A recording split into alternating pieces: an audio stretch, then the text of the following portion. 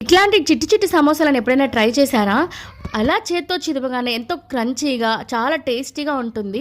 Oil food కదా, ఒక్కటి తిందాం చాలు అనుకున్న వాళ్ళు కూడా ప్లేట్ మొత్తం ఖాళీ చేస్తారు. అంత టేస్టీగా ఉన్నాయి. తప్పకుండా ట్రై చేయండి. ఇవి బాగా పర్ఫెక్ట్గా రావాలి అనుకుంటే మైదాతోనే ట్రై చేయండి. లేదు మాకు హెల్దీగా కావాలి అనుకుంటే ఒక కప్పు మైదా, ఇంకో గోధుమ పిండితో ట్రై చేయండి. ఇంకా ఈ పిండిలో కాస్త ఉప్పు, అలాగే కొద్దిగా వాము వేసుకొని, వాటర్ వేసుకొని బాగా కలిపేసి ఒక ముద్దలాగా పక్కన పెట్టేసుకొని, ఇంకా లోపల స్టఫింగ్ కోసం కొద్దిగా జీలకర్ర, ధనియాలు, ఉప్పు, వాము, పచ్చిమిర్చి, అలాగే అల్లం తెల్లగడ్డ వేసి ఇలా కచ్చాపచ్చగా చేసుకొని ఒక బాండల్లో కాస్త ఆయిల్ వేసి ఈ మసాలాని వేయించి అందులో ఉడికించిన ఉల్లగడ్డను వేసుకొని ఇలా బాగా వేయించుకొని పక్కన పెట్టుకోవాలి. ఆ తర్వాత నానబెట్టుకున్న పిండిని ఇలా చపాతీలా అద్దేసుకొని స్లైసెస్గా కట్ చేసుకొని మనం చేసుకున్న స్టఫింగ్ని ఇందులో పెట్టుకొని సమోసా లాగా మోల్డ్ చేసుకొని వేడి వేడి నూనెలో వేసి వేయించడమే.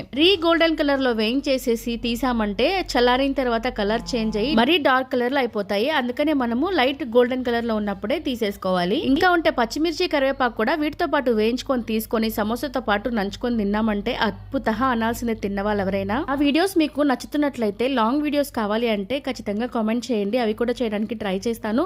నచ్చితే మీతో నెల్లూరు అమ్మాయిని లైక్ చేసి సబ్స్క్రైబ్ చేయడం మాత్రం మర్చిపోవద్దు.